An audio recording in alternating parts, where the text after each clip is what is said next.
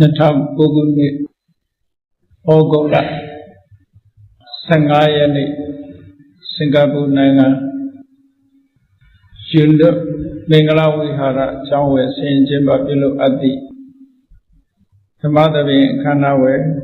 ဟောကြားအပ်သောစင်ကြယ်မှုဖြင့်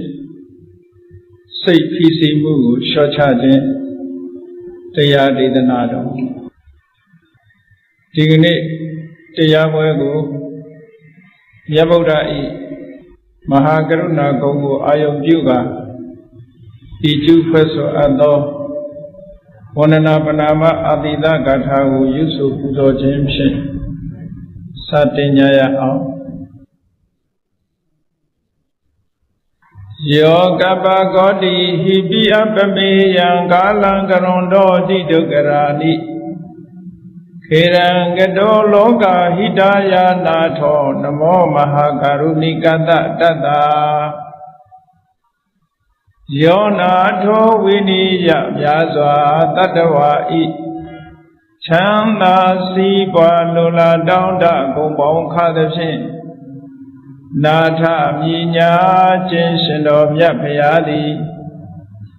ကပ္ပဂောတိဟိပိဂရေကဘာအရေအတွက်သင်္ချာတို့ဖြင့်တော်လဲ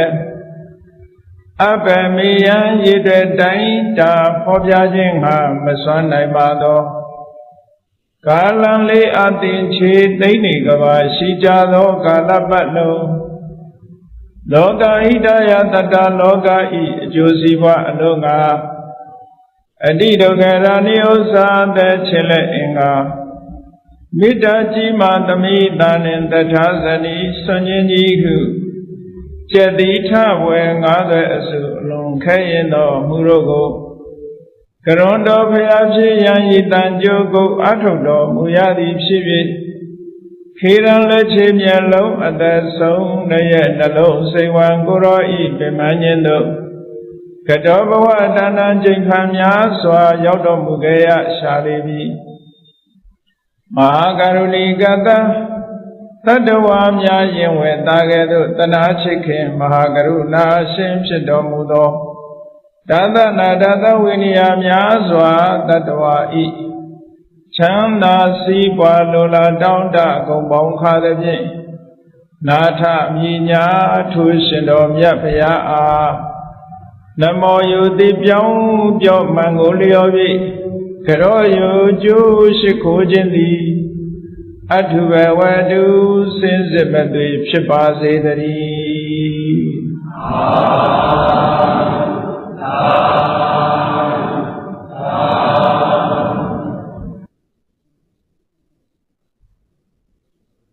စင်ကြယ်အောင်လေ့ကျင့်ခြင်းဖြင့်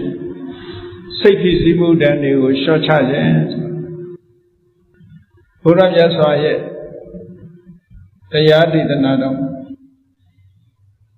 လောကကြီးကိုဘလို့အကျိုးပြုတယ်ဆိုတာသိရှိဖို့လိုလားပေါ့မြတ်စွာဘုရားလောကမှာပွင့်လာတာတဏ္ဍာန်အတွက်ပွင့်လာတာလည်းမဟုတ်လူမျိုးတစ်မျိုးအတွက်ပွင့်လာတာလည်းမဟုတ်လူသားတွေအတွက်ကြီးလည်းပွင့်လာတာမဟုတ်လောကမှာရှိကြတဲ့တတ္တဝါအားလုံးအတွက်မြတ်စွာဘုရားပွင့်လာတာဖြစ်တယ်အဲ့လိုပွင့်လာတဲ့အခါမှာအခြေအနေကောင်းတွေဖန်တီးပေးခြင်းဖြင့်မိမိတို့အတိုင်းအတာအားလျော်စွာအဆင့်တန်းအားလျော်စွာအလုံးသောတတ္တဝါတွေရဲ့ဆင်းရဲဒုက္ခတွေဟာရောကြပြီးတော့သွားတယ်နောက်ဆုံးဆင်းရဲဒုက္ခအလုံးကလွတ်မြောက်သွားသည့်အထိဘုရားမြတ်စွာဟာလမ်းညွှန်မှုပြုခဲ့တယ်ဒါကြောင့်မို့လို့ဘုရားကိုယုံကြည်ကြတဲ့ဘုရားဘာသာဝင်သူတော်စင်တွေဘုရားမြတ်စွာဟောကြားတော်မူခဲ့တဲ့တရားကိုရှုစွာသိအောင်လုပ်ပြီးထိုတရားတိုင်းလိုက်တာကျင့်ကြံကြိုးကိုအထုတ်ခြင်းအားဖြင့်သာလျှင်မိမိတို့ဘဝမှာကျင့်တ်เสียမကောင်းတဲ့အခက်ခဲတွေစိတ်ဖိစီးမှုတွေယမယံခါတွေ့ရတဲ့ပြဿနာတွေအဲ့ဒါတွေဟာ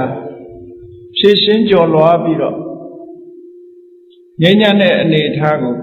ရောက်ရှိပြီးနောက်ဆုံးတ Jatana Alo, Ninjam Biro, Tavara Ning Ede, Nivan Sure, Nida Gumimo Puama, Shiva. Da Bura Vadare, Chins in the Kubo. A coup. Moral education, the coup needed. Poniro Guria Dwaranga. Don't good university ma. Say I don't take that. Pamoka, Yuzumi, a bit of Adena latte. La no said a Kajaro, Poniro Meiji, a subject in the lail made up. The yoga pure to the next subject. Psychology never did it. MBSR so the subject with them are read. That MBSR so the subject of parallel made up. This is a Shiga. Mindfulness based stress reduction. Mindfulness based stress reduction so the charm home. The different change in That is the Pinyabella Rono Miro. American Pamoka Yoga La Pochara. So every American Pamoka, Pamaji Banavida, the art of the different children, they say Lela me. Kimmy and Nisanity. Luria Nisan Wama. Don't chat. No? Ero Yamanangama Yamalu Yuria Kangondo. Ora Hojare Nisanity. Yamajima, a very good Yana. Toto Yana no neve. Yimiru Nisim Wama, Sawani, Umuye, Turugesari, a Yedi Woma. A chainy Yai Doncha Vido. Ora Hojare Diaboma, Lemeji Ado. To a Yedi Dema, Nemoni Lucino. Tipinya Yadia Gosi Yaunama. Eganekimaro. Toramyanya Dudari and Nene Sauni Pulone come up Chissy, Mapulone come up Chissy. Say Pisimutan, Kanyara, Yala. See why in a Duda de Bogurile, say Pisimutan Kayara. See why Maduda de Bogurile, Maduda Mujan, say Pisimu Kayare. Luye Pilere Bogurile, Pilene, say Pisimu, Melodeu. Mapilere Bogoria, Mapilera, Jambu Biro, Safe Zimuri, Kaneja. Suppress, strike the Nogajima, Yani. Now, so what the child strike the shoes and good Jama in a better strike of she did, Lurai. Go, a cargo as Ramio, Chinija. Jama eat, dog up by Aja. David distracted you, Pilevoya. See why you come in Pile dollars. The Pile Lumuyes and Pile las, the Pile Nangai Pile doy or Pile dollars, the Pile Strategy short travels or a needed them at the Kuma Mapa. Cannot be able to check out Chile. So the striker she mentioned any stressor, say peace mood than you. Tavara Pile Dom. To get solutions, Shiga Pahane. To get solutions, Shiha Bema Shida Lese.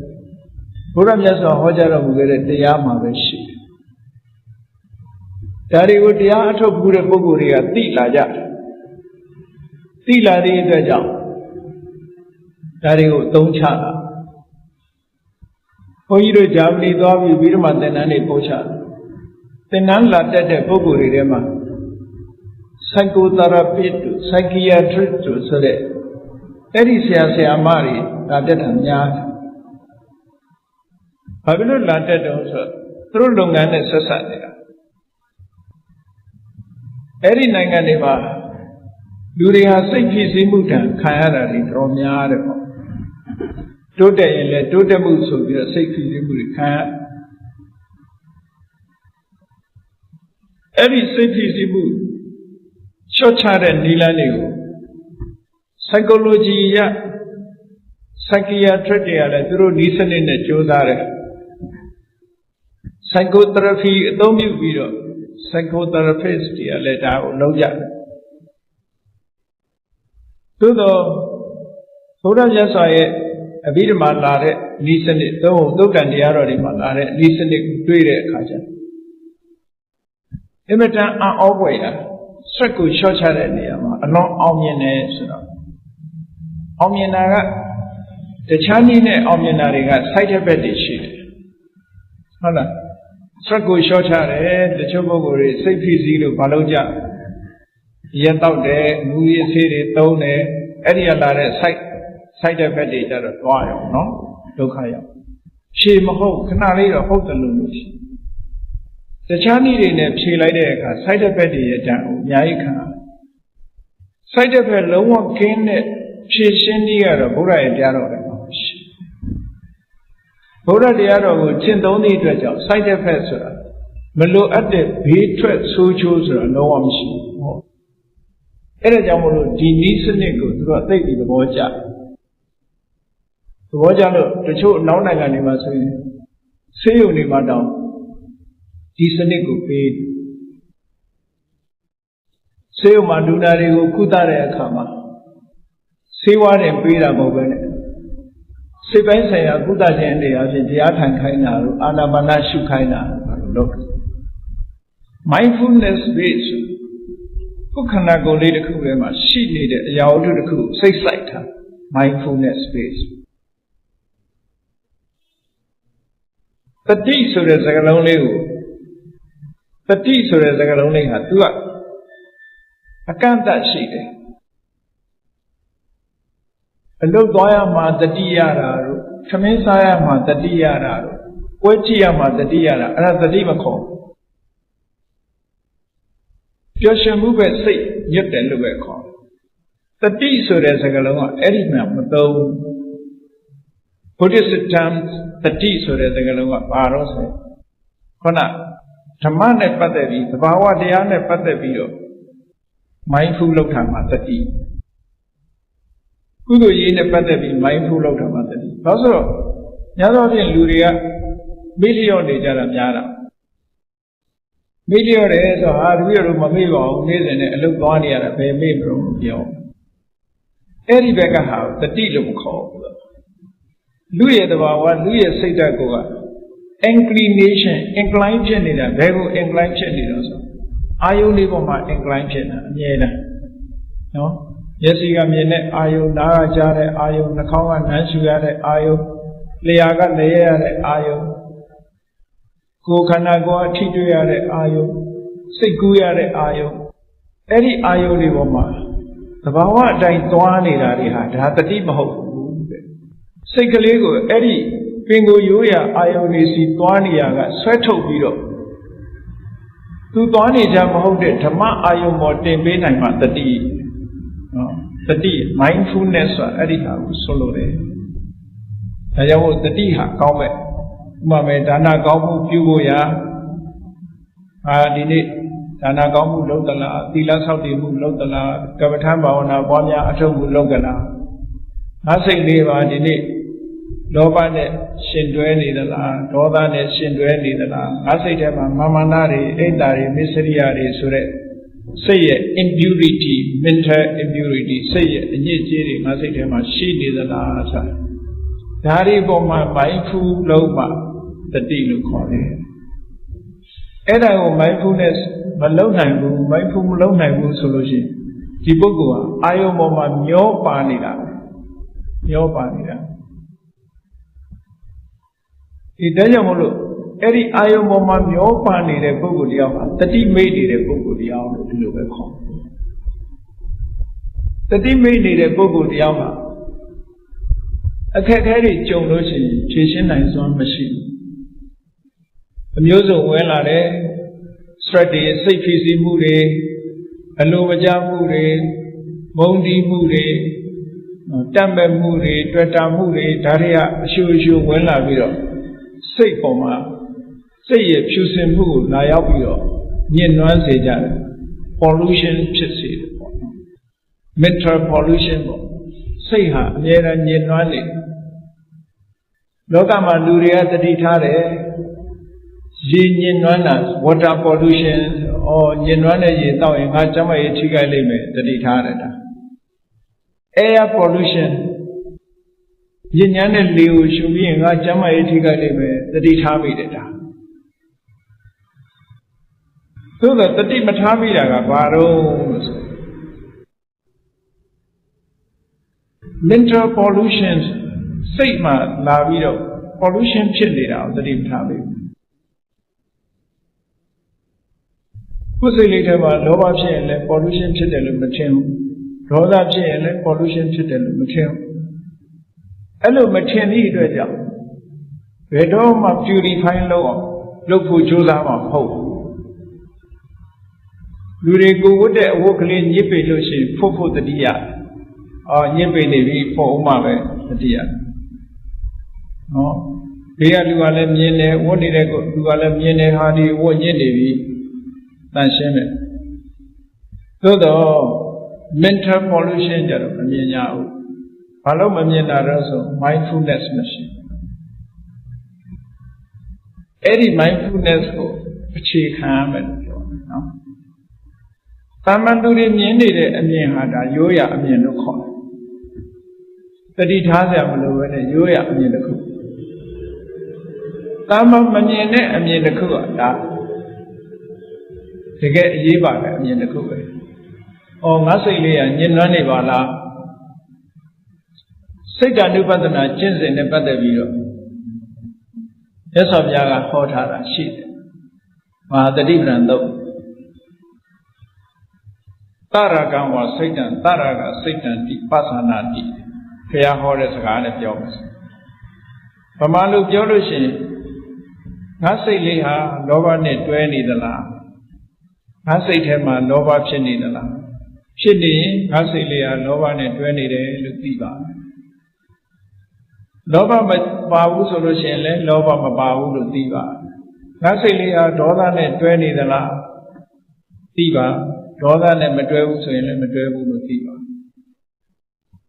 mental impurities စိတ်ရဲ့အညစ်အကြေးတွေရှိရှင်းဥစွာတန့်စင်ရေးလုပ်တော့မယ်စင်ကြယ်ရေးလုပ်တော့မယ်ဆိုစိတ်ရဲ့ impurity တွေကိုအရင်သိဖို့လိုတယ်ဘာတွေကအညစ်အကြေးတွေလဲအဲ့ဒီအညစ်အကြေးကိုအညစ်အကြေးမှမသိလို့ရှိရင်ဘယ်တော့မှတန်ရှင်းမလုပ်ဘူးလားအညစ်အကြေးကိုလက်ခံထားမှာပဲအဲ့ဒီလက်ခံထားသမျှကာလပတ်လုံးမှာဘယ်တော့မှ purification purity ဘယ်တော့မှ pure မဖြစ်ဘူးဘယ်တော့မှမစင်ကြယ်ဘူးဘာလို့လဲဆိုရင်ညစ်နွမ်းနေတာညစ်ပေနေတာကိုညစ်ပေမှမသိဘူးဖြူစင်တယ်လို့ယူဆနေသည့်အတွက်ကြောင့်အဲ့ဒါကြောင့်မလို့ပထမဆုံးက mental impurity စိတ်ရဲ့အညစ်အကြေးတွေဘာတွေလဲသိတဲ့တယ်အထင်ရှားဆုံးတွေပြောပါစို့စိတ်ရဲ့ impurity တွေကိုအဘိဓမ္မာကျမ်းမှာ14မျိုးထုတ်ပြတာရှိတယ်အဲ့ဒီ14မျိုးကိုသိဖို့လိုတယ်ပေါ့အဲ့ဒါကိုတခြားနာမည်နဲ့ပြောရင်အကုသိုလ်စိတ်တဲ့သိ14ပါးလို့ခေါ်တယ်အဲ့ဒါ mental impurity တွေပဲအကုသိုလ်လို့ဘာကြောင့်ခေါ်တာတော့ဆိုရင်မကောင်းကျိုးတွေကိုပြီးအပြစ်ရှိတယ်မကောင်းတဲ့အကျိုးကိုထုတ်လို့ဒါသဘာဝကိုပြောတာနော်ဘယ်သူရဲ့တဏ္ဍာမှာပဲဖြစ်ဖြစ်ဘယ်လူမျိုးရဲ့တဏ္ဍာမှာပဲဖြစ်ဖြစ်သူကကောင်းကျိုးမပေးတာမှန်ယောဂလို့ပဲယောဂဟာဘယ်သူတဏ္ဍာမှာပဲဖြစ်ဖြစ်ဒုက္ခပေးတာသဘောတရား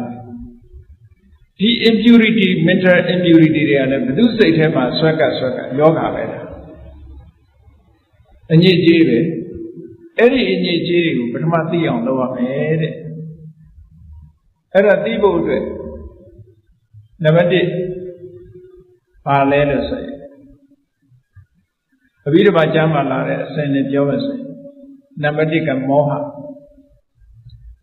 ဆိုတာဘာလုပ်သင့်လဲဘာမလုပ်သင့်ဘူးဆိုတာခွဲခြားမသိတဲ့သဘောမြန်မာလူပြန်တော့တွေးဝေတယ်လို့ပြောတယ် delusion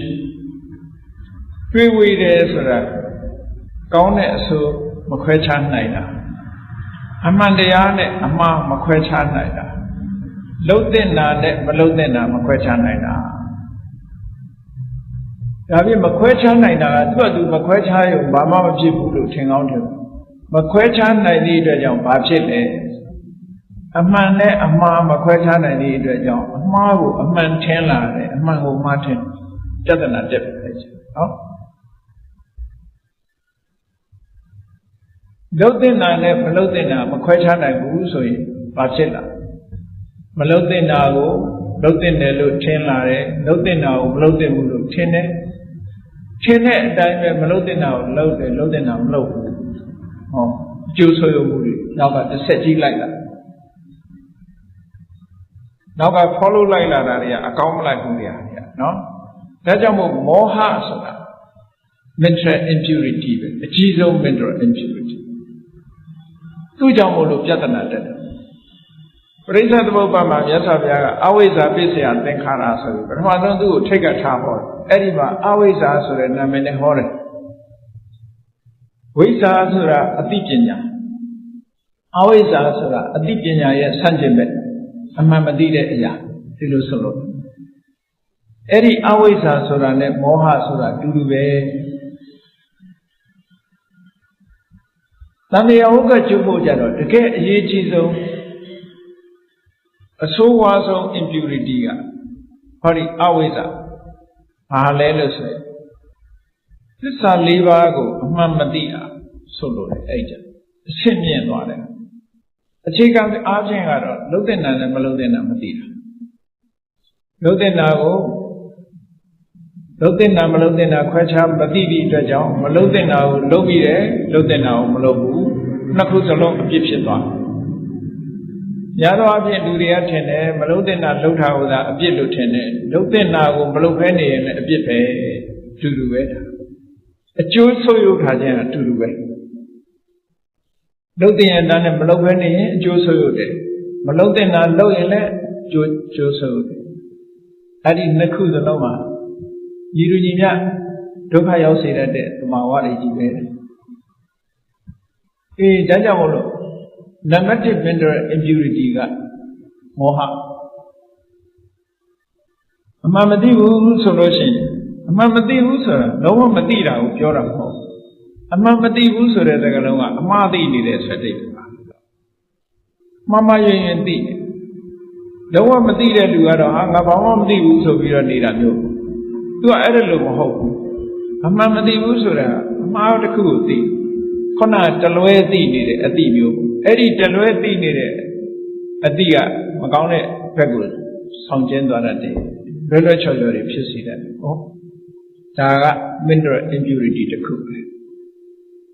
နောက်တစ်ခုကအဟိရိကအဟိရိကဆိုတာအရှက်မဲ့တဲ့သဘောတရားအရှက်မဲ့တယ်ဆိုတာဘာပြောတာတော့ဆိုရင်မကောင်းတာလုပ်ရမှာကိုလုံးဝမရှက်ဘူးယွံမုန်းခြင်းမရှိဘူးမကောင်းမှုကိုမြင်မြင်ရှက်ရှက်လုပ်တယ်လူကြားတဲ့ဖြစ်စေဟုတ်လားသူများကိုဆဲရမှာမရှက်ဘူးလိမ်ပြောရမှာမရှက်ဘူးမရှက်တဲ့လူတွေရှိတယ်မျက်နှာပြောင်တိုက်ပြီးလိမ်ရဲတယ်ပေါ့လေအဲ့ဒါမျိုးမျက်နှာပြောင်တိုက်ပြီးမကောင်းတာလုပ်ရဲတယ်ပေါ့ရှက်မဲ့တယ်ဆိုတာအဲ့ဒါကိုပြောတာနော်မကောင်းတဲ့အလုပ်နဲ့ပတ်သက်ပြီးတော့သူကနေသားတကြဖြစ်မကောင်းတဲ့အလုပ်ပေါ်မှာအမြဲတမ်းနေသားတကြဖြစ်လုံးဝရှက်ရမှကြောက်ရမှယွံရမှကိုမသိတော့ဘူး။ဘာနဲ့ဥပမာပေးထားတယ်လို့ဆိုတောရတွေမှာမွေးထားတဲ့ဝက်အစာကောင်းအောင်လည်းမကြွေဘူးဘာစားတော့ဆိုထုံးစံအတိုင်းလူတွေစွန့်တဲ့မစင်ကိုစားဒီပြင်လူတွေကလူတွေစွန့်တဲ့မစင်ပုံကိုတွေ့ရင်လူတိုင်းယွံကြတယ်သူကတော့အဲ့ဒါကိုလိုက်ရှာမယွံဘူးလူတွေကယွံတဲ့နေရာသူကမယွံဟောရွာသူတို့ဝက်မစင်ဘွက်ကိုဆိုတာရွာသူတို့ရဲ့ဝက်မစွန်ဘွက်ကိုမယွံတယ်လို့တဲ့ဟောဒီအဟိရိကဆိုတဲ့သဘာဝတရားမိမိစိတ်အစဉ်ကိုနှွမ်းမိုးထားပြီဆိုလို့ရှိရင်အဲ့ဒီပုဂ္ဂိုလ်ဟာဒုစရိုက်လုပ်ကိုမြင်းမြင်းရှက်ရှက်ကြီးလုပ်တယ်ရှက်မှမသိအဲ့ဒါမျိုးကိုအဟိရိကလို့ခေါ်တယ်နော်ဒုစရိုက်လို့ဘာလို့နောက်ဆုံးကျတော့ဒုစရိုက်အလုပ်တစ်ခုစီသူ့ဖို့မှာဒုစရိုက်မဟုတ်တော့အကောင်းဖြစ်အဲ့ဒါဘာကြောင့်လို့ဆို mental impurity စိတ်ရဲ့အညစ်အကြေးတစ်ခုကသူ့ကိုလွှမ်းမိုးထားလို့ပဲဒီလိုဆိုလို့ နောက်တစ်ခုကအနုတ္တပနဥတ္တပမကောင်းတဲ့အလုံးနဲ့ပတ်သက်ပြီးတော့လမ်းကြောက်ခြင်းမရှိဘူးအဲ့တော့လမ်းကြောက်ခြင်းမရှိဘူးဆိုတာအရှက်နဲ့အကြောက်ပမာစကားမှာအရှက်အကြောက်ဆိုတဲ့စကားနှစ်ခုပါဒါက moral နဲ့ပတ်သက်တဲ့စကားလုံးတွေပေါ့တာမန်ကိစ္စရှက်တာတာမန်ကိစ္စကြောက်တာဒါမျိုးတွေမဟုတ်ညအခါမသွားရဘူးတစ်စီကြောက်တာမျိုးအဲ့ဒါမျိုးပြောတော့မဟုတ်ဒုစရိုက်လုပ်ငန်းနဲ့ပတ်သက်ပြီးတော့မကြောက်တာပို့ပြီးတော့ထင်ရှားအောင်ပြောရမယ်ဆိုရင်ရှက်တယ်ဆိုတာဘာလဲကြောက်တယ်ဆိုတာဘာလဲဒါကိုပထမစဉ်းစားကြည့်ရှက်တယ်ဆိုတာရဲ့ယွန်းတယ်ဆိုတာရဲ့အတူတူပဲရှက်တယ်ယွန်းတယ်ဘာကိုရှက်တာလဲဘာကိုယွန်းတာလဲဆိုရင်မကောင်းမှုအကုသိုလ်တွေပေါ်မှာရှက်တယ်ယွန်းတယ်လိမ်ပြောမှရှက်တယ်လိမ်လည်မှုဆိုတဲ့ကိစ္စအပေါ်မှာယွန်းမုန်းတယ်စိတ်ထက်ကိုယ်ကအဲ့ဒါကိုဟိရိလို့ခေါ်တယ်ကောင်းဘက်ကဟိရိကြောက်တယ်ဆိုတာဒီမကောင်းမှုအကုသိုလ်ရဲ့အကျိုးဆက်ကိုလည်းကြောက်တယ်ဒါလို့ဒီအတွက်ကြောင့်ကိုယ့်ရဲ့ပတ်ဝန်းကျင်ကိုလည်းလေးစားတယ်ကြောက်တယ်အဲ့ဒါကကြောက်ရှက်တယ်ဆိုတာကိုယ်သိက္ခာကိုထိန်းတဲ့သဘောကြောက်တယ်ဆိုတာပတ်ဝန်းကျင်ကိုလေးစားတဲ့သဘောဒီလိုရှိအရှက်ကကိုယ့်ကိုအာရုံပြုတယ်ဥပမာဆိုတော့ငါတို့မိကောင်းဖခင်သားသမီးတူကဒီအလုပ်မျိုးလုပ်ရင်မတော်ဘူးကိုယ်သိက္ခာကိုထိန်းအဲ့ဒါကဟိရိလို့ခေါ်တယ်အဲ့ဒီဟိရိမရှိတဲ့ပုဂ္ဂိုလ်ကိုအဟိရိကလို့ခေါ်ကြောက်တယ်ဆိုတာငါမဟုတ်တာလုပ်လိုက်လို့ရှိရင်ငါမိဘတွေရဲ့ how to feel ငါမိဘငါစိတ်ထဲမှာသူတို့ငါမိဘတွေစိတ်ထဲမှာဘယ်လိုခံစားရမလဲငါမိတ်ဆွေသင်္ကားတွေပေါ်မှာအရှက်ရကြမှာငါရဲ့ပတ်ဝန်းကျင်ရောဘယ်လိုနေမလဲပတ်ဝန်းကျင်တစ်ချီအဲ့ဒါကဩတ္တပပတ်ဝန်းကျင်ကိုလေးစားတာလူဆိုတာ society ထဲနေသည့်အတွက်ကြောင့်ကိုယ်သိက္ခာကိုလည်းလေးစားရမယ်ပတ်ဝန်းကျင်ကိုလည်းလေးစားရမယ်ကိုယ်သိက္ခာကိုမလေးစားဘူးဆိုရင်ဟိရိတရားမရှိဘူးလို့ပြောပတ်ဝန်းကျင်ကိုမလေးစားဘူးဆိုရင်ဩတ္တပမရှိဘူးလို့ပြောအဲ့ဒီတရားနှစ်ခုဟာလောကပါလာတဲ့လူလောကကြီးကိုထိမ့်သိမ်းဆောက်ရှောက်အကယ်၍ဒီတရားနှစ်ခုသည်လူလောကကိုမဆောက်ရှောက်တော့ဘူးဆိုလို့ရှိရင်လူတွေဟာတိရစ္ဆာန်တွေဘာမှမထူတော့ဘူးဒီလိုခေါ်တယ်ရှိဒါကြောင့်မို့လို့အဲ့ဒီအရှက်ကြောင့်ဟိရိနဲ့ဩတ္တပတရားနှစ်ခုကင်းကွာသွားပြီဆိုရင်အဟိတိကအနုတ္တပလို့ခေါ်တယ်မကောင်းမှုအကုသိုလ်လုံးဝမရှက်တော့ဘူးမကြောက်တော့ဘူးလို့ဆိုကြတဲ့မကောင်းမှုအကုသိုလ်နဲ့သူ့စိတ်ဟာတွဲတော့တာသူ့ရဲ့လုပ်ရတဲ့ဟာတွဲတော့တာပဲဒါကြောင့်မို့လို့သူဟာတကယ် mental impurity ပဲတဲ့ဒါစိတ်ရဲ့အငြိကြီးတွေပဲဘုဒ္ဓနာမှာအကုသိုလ်နဲ့ပတ်သက်ပြီးမရှက်တော့ဘူးမကြောက်တော့ဘူးဆိုလို့ရှိရင်တရားမှမရှက်ဘူးပတ်ဝန်းကျင်ကိုဂရုမစိုက်ဘူးပြောလို့ရှိကြတယ်မို့လားလူတွေ I don't care ဆိုတာလေသူကဂရုမစိုက်ဘူးဆိုအဲ့ဒါမဟုတ်တာလုပ်တဲ့နေရာမှာ I don't care သွားလုပ်လို့ရှိရင်ဒုက္ခရောက်တယ်အဲ့ဒါ mental impurity တစ်ခုပဲဆိုအဲ့ဒီ mental impurity ကိုယ်တဏ္ဍာမှာပေါ်လာပြီလို့ဆိုလို့ရှိရင် problem တွေတက်လာပြဿနာတွေဝင်လာဒါကြောင့်မို့လို့ဒီ mental impurity ကိုလည်းမဖြစ်စေရဒါပြင်မဖြစ်အောင်ဘာနဲ့လုပ်ရမလို့ဆိုသူက solution တွေရှိတယ်အများအားအဝတ်ပင်ဘာလုပ်လဲဆက်ပြနဲ့ရေနဲ့လျှော်လဲပေါ့နော်သူ့ရဲ့အဖြေရှိအခုလည်းပဲဒီ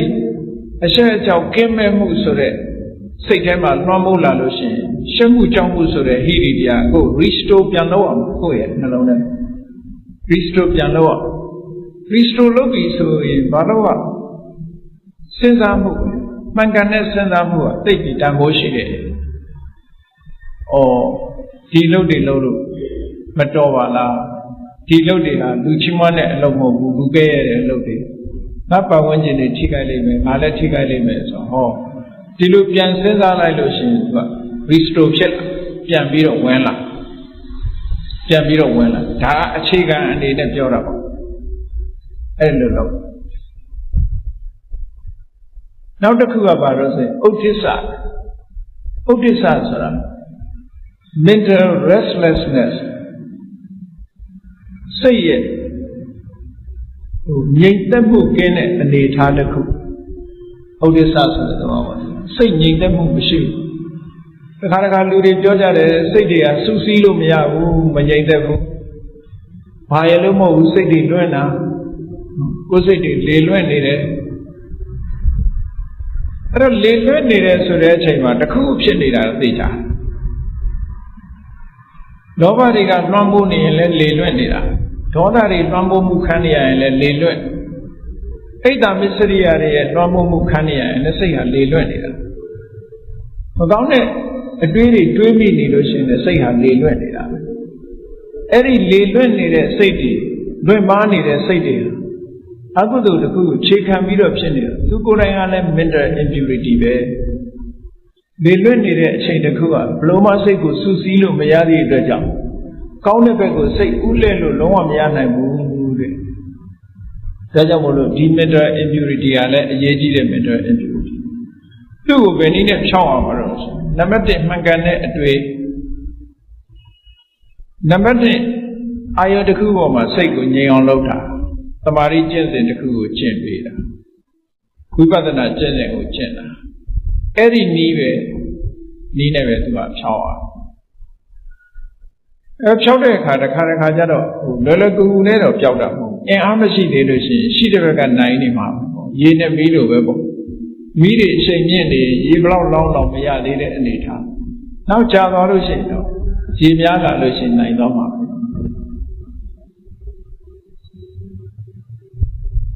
နောက် mental impurity တခုကပါတော့ဆိုအလုံးသိတဲ့အတိုင်းလောဘဆိုတာအာယုတစ်ခုနဲ့ကြုံတွေ့ပြီဆိုရင်တတ်မဲ့เสียနှစ်သက်เสีย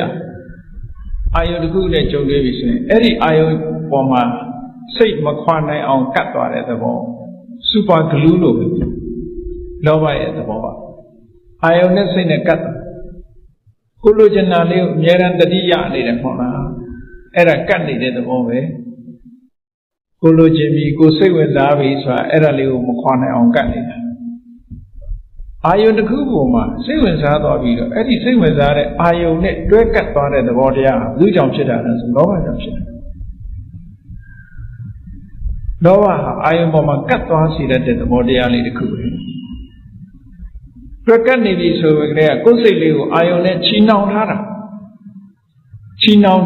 အဲ့ဒီလိုချီနှောင်ထားတဲ့အခါကျတော့လူတွေကတန်ရောစဉ်လို့ခေါ်ကြတယ်ချီနှောင်ထားတာအဲ့ရုံထွက်လို့လွယ်လားဆိုမရဘူးရုံထွက်လို့မရတချို့ကလွယ်တော့ပြောကြတယ်အောင်မလေးရုံထွက်လို့ရတယ်တန်ရောစဉ်ကျိုးဖြတ်တယ်လို့နော်ဆိုတော့တန်ရောစဉ်ကျိုးကမပြတ်ဘဲနဲ့ကြက်ပေါင်ကြီးလိုပဲအတွဲလောက်ကြီးဖြစ်သွားလိုက်ရအဲ့ဒါရှည်ပြီးပါနေပြန်ရှုံးလိုက်ရင်အကုန်ပါတော့ပြန်နော်အဲဒါကတကယ်ပြတ်နိုင်တာမဟုတ်ဘူး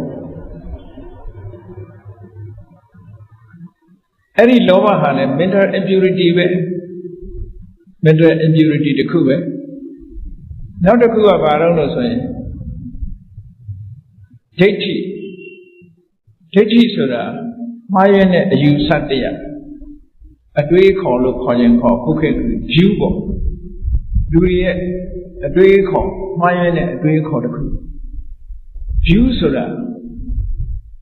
လူတွေမှာဒီပြောင်းလဲခဲ့တယ်ဒါကြောင့်လို့လူတွေကပြောလို့ရှိတယ်သူ့အမြင်ကိုအမြင်ကိုရှေ့တန်းတင်ပြီးတော့ကိုယ့်အမြင်ကိုပဲအမှန်လို့ယူဆတယ်သူများအမြင်ကိုလက်မခံနိုင်ဘူးဒါ view ရဲ့သဘောပဲ view ဆိုတာအမှန်မြင်တာမဟုတ်ဘူးတကယ်ကတော့ကိုမြင်တဲ့ဟာကိုဒါပဲဆိုပြီးဆုတ်ကြတယ်ဘာနဲ့တူတယ်လဲလို့ဆိုလို့ရှိရင်ငယ်စဉ်ကကလေးလေးတွေဖတ်စာထဲမှာပါတဲ့မျက်မြင်ပုံသား6ယောက်ဆင်ဆန်းကန်းဆိုတဲ့ဟာနဲ့တူယူကအဲ့ဒါနဲ့တူအဲ့ဒီပုံဝတ္ထုလေးကအိန္ဒိယစာပေတွေထဲမှာလည်းရှိတယ်အဲ့ဒီကနေဆက်တာနဲ့တူတယ်မြန်မာပြည်ကစာပေတွေလည်းရှိတယ်နောက်တွေ့ရတာကပါဠိစာပေတွေထဲမှာအဲ့ဒီဇာလံလေးပါနေဘုရားကိုယ်တိုင်ဟောတဲ့ဇာလံဖြစ်နာနာဒိဋ္ဌိယသုတ်လို့ခေါ်တယ်ဥဒ္ဒံပါဠိတော်မှာနာနာဒိဋ္ဌိယသုတ်ဆိုတာ အဲ့တော့မျက်မြင်ပုံနှန်း6ယောက်ဆိုတာအဲ့မှာတော့ဒီလိုမလာဘူးဘုရားဟောတဲ့ဇာတ်လမ်းလေးကိုပြောပြမယ်အဲ့ဒီ view နဲ့ပတ်သက်တယ်မြတ်စွာဘုရားကရှင်းတော့တဲ့သာဝတိမြို့မှာဘုရင်ကြီးတစ်ပါးရှိတယ်အဲ့ဒီဘုရင်ကြီးကသူကတခါတည်း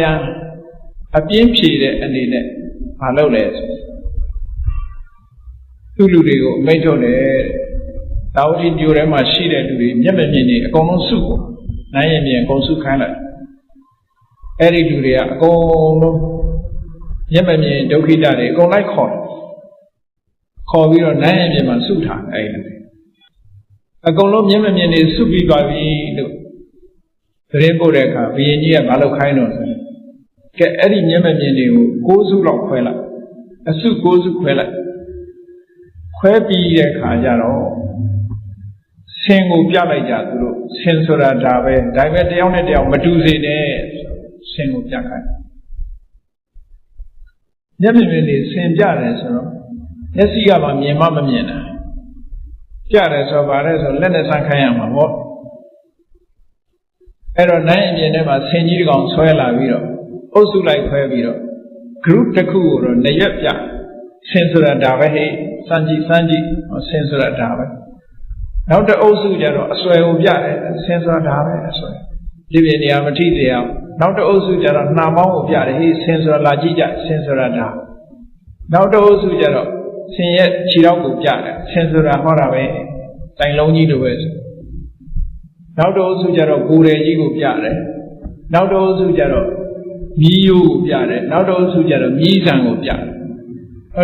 တစ်ခုတစ်ခုနဲ့တစ်ခုမတူအောင်ဆင်ကြီးကိုပြပြီးတော့အုပ်စုလိုက်ထိုင်ခိုင်းတာဘုရင်ကြီးကထွက်လာပြပြီးပြီဆိုတော့ထွက်လာပြီးတော့ကဲမောင်ကန်းတို့မင်းတို့ဆင်မြင်ကြမလားလို့ဆိုအာမြင်ပါပြီတဲ့ဆင်ဆိုတာကျတော့သိပါဒါဖြင့်နံပါတ်1အုပ်စုကပြောတာဆင်ဆိုတာဘာတော့ဆို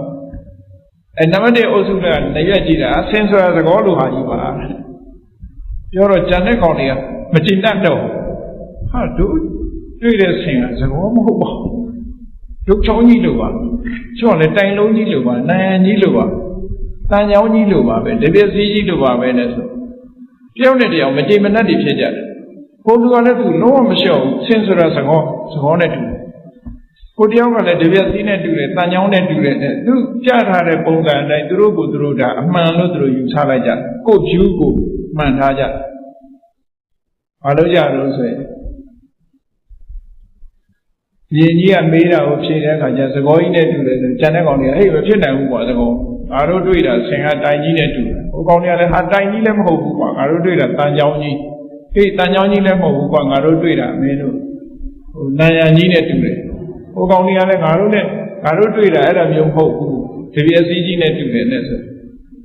အငင်းပွားကြတာရှော့ကိုမပေးဘူးတရားမှရှော့မပေးဘူးရှော့မပေးဘူးဘာလို့လို့ဆိုရင်အဲ့ဒါထပြီးရံဖြစ်ကြတယ်အဲ့ဒီရံဖြစ်ပြီဆိုတော့ဘုရင်ကြီးကသဘောကျလို့တယ်မျက်မမြင်သူကန်းနေရံဖြစ်ကြတာကိုတဝါးဝါနဲ့သူကရှိတယ်အဲ့ဒီဇာတ်လမ်းမှာမြတ်စွာဘုရားဘာဟောထားတော့လဲလူတွေဟာတဲ့ကိုမြင်တာလေးကိုပေါ်မှာညင်းနေကြတာတတိထားစရာအလုံးကောင်းတာနော်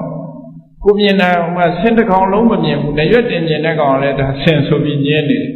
အကုန်လုံးပေါင်းလိုက်မှဆင်းဖြစ်တယ်လေအဲ့ဒါလိုပဲ view သမားတွေကအကုန်လုံးဒီအမြင်ကိုရှေ့တန်းတင်တဲ့ပုဂ္ဂိုလ်တွေကကိုမြင်တာဟိုသာအမှန်လုပ်ပြီးကျန်တဲ့ဟာတွေကိုလက်မခံနိုင်ကြတာအဲ့လိုနဲ့အငြင်းပွားနေကြတာလို့ပြောတာမြတ်စွာဘုရားကသနာဧကင်္ဂဓတိနောတစိတ်တသေးသာလေးမြင်ပြီးတော့လူတွေကညင်းနေကြတာတဲ့အကုန်လုံးမြင်ညင်းစရာမရှိတော့အကုန်လုံးကမြင်လိုက်ညင်းစရာမရှိဘူးကိုမြင်တာလေးကိုမဆုပ်ကြိုက်ကိုမြင်တာသူမြင်တာနှစ်ခုပေါင်းလိုက်ရင်အလုံးလက်ခံလိုက်ပြီဆိုလို့ရှိရင်ဒါ view မဟုတ်တော့အမှန်တရားဖြစ်သွားတဲ့ကြပုံပေါ်သွားပြီရှင်းတော့ကဇလန်းကလေးတစ်ခုရှိသေးတယ်ရှင်းတော့ခရီးသွားတဲ့အခါမှာမြင်းစည်းပြီးသွားကြတယ်တဲ့အင်္ဂလိပ်ဘာသာထဲမှာဇလန်းလေးတစ်ခုရေးထားတာဖတ်ဖို့တယ်နေတော့ မြင်းစည်းပြီးသွားကြတဲ့အခါကျလမ်းကြီးကတောင်နဲ့မြောက်ဖတ်တာအဲ့ဒီလမ်းတနေရာမှာတောင်ကုန်းလေးရှိတယ်အဲ့တောင်ကုန်းအတက်ကလေးတွေမှာခီးသွားတဲ့ပုဂ္ဂိုလ်တွေနာပြီးစားစရာစားဖို့ဆိုတဲ့ဆိုင်ကလေးတစ်ခုဖွင့်တနေ့ကျတော့တောင်ကနေမြောက်သွားတဲ့မြင်းစည်းပြီးတော့လာတဲ့လူတစ်ယောက်မြောက်ကနေတောင်မြင်းစည်းပြီးလာတဲ့လူတစ်ယောက်အဲ့ဒီလူနှစ်ယောက်ကအဲ့ဒီတောင်ကုန်းအတက်ကလေးမှာဆုံကြဆုံတော့နှစ်ယောက်သလုံးပဲအဲ့ဒီဆိုင်လေးတွေခဏနားမယ်ဆိုမြင်းမော်ကခုံစင်းတော့အဲ့ဒီလမ်းပေါ်မှာသူကချင်းလေးရုပ်ကလေးလောက်တာရှိဆိုင်ရဲ့သင်္ကေတချင်းလေးရုပ်ကလေးလောက်တာရှိအမြောက်ဘက်ကလာတဲ့လူကအပေါ်မော့ကြည့်ပြီးတော့ဗာပြောတော့ဆိုဒီဆိုင်ကငွေချင်းလေးစားတော့ဆိုင်မယ်သူကသူပြောလိုက်တာငွေချင်းလေးဆိုင်မယ်ပြောလိုက်တယ်တောင်ဘက်ကလူကမော့ကြည့်ပြီးတော့ဗာပြောတော့ဆိုဟာခမရမှားနေပြီတဲ့ငွေချင်းလေးမဟုတ်ဘူးပြတယ်ရွှေချင်းလေးဆိုတော့ဟိုလူကမင်းကငါ့ကိုရွှေနဲ့ငွေနဲ့မကွဲဘူးလို့ပြောချင်တာလားမဟုတ်ပါဘူးကျောက်ကရွှေဖို့ရွှေပြောတာပါဆိုပြီးရံဖြစ်ကြရွှေသမားကလည်းတပြားမှမလျှော့ဘူးငွေသမားကလည်းတပြားမှမလျှော့ဘူးရံဖြစ်ကြတော့အဲ့ဒီခေတ်ကရံဖြစ်ရင်ဖြည့်ရှင်းဗာနဲ့ဖြည့်ရှင်းတော့ဆိုရင်ဓာချင်းရှင်ခုတ်ကြတဲ့ခေတ်အဲ့ဒီလိုဓာချင်းရှင်ခုတ်နေတဲ့အချိန်မှာဇာတ်လမ်းထဲမှာပါလာတော့ကောင်းကင်ယံကနတ်သမီးကြီးကဆင်းလာပြီးတော့ရက်လိုက်ဆိုတဲ့အတန်ကြာတော့သူတို့ရလိုက်ကြရှင်တို့ဘာလုပ်ကြတာတော့ဆိုတို့ကအမှန်တရားအတွက်တိုက်ပွဲဝင်နေကြတာပြောတော့အမှန်တရား we are fighting for truth အမှန်တရားအတွက်တို့တိုက်ပွဲဝင်နေတာဒါဖြင့်ရှင်တို့အမှန်တရားပါတော့ငါကရွှေချင်းသိလို့ပြောတော့ဒီကောင်ကငွေချင်းသိလို့ညင်ငါရွှေငွေကတပြားသားမှမလျှော့ဘူးဟိုဘက်ကလည်းကျွန်တော်ကရွှေမှုရွှေပြောတာတပြားသားမှမလျှော့နိုင်ဆိုတော့အဲ့ဒီနတ်သမီးကဲမြောက်ဘက်ကလာတဲ့လူကတောင်ဘက်ကိုလာခဲ့ပါတောင်ဘက်ကလာတဲ့လူကမြောက်ဘက်ကိုသွားကြည့်လိုက်ပါမောပြီးတော့ကြည့်လိုက်တဲ့အခါကျတစ်ဖက်ကရွှေတစ်ဖက်ကငွေလောက်ဒီတချမ်းမြင်လေးနဲ့ညင်းတယ်ဆိုတဲ့အတိတ်တွေကိုပြောတာနော် There are two sides in every question အရာရာမှာပြဿနာတိုင်းမှာနှစ်ဖက်ရှိတယ်နှစ်ဖက်မမြင်မဲနဲ့တစ်ဖက်တည်းမြင်ပြီးလူတွေအရာဖြစ်နေကြတယ်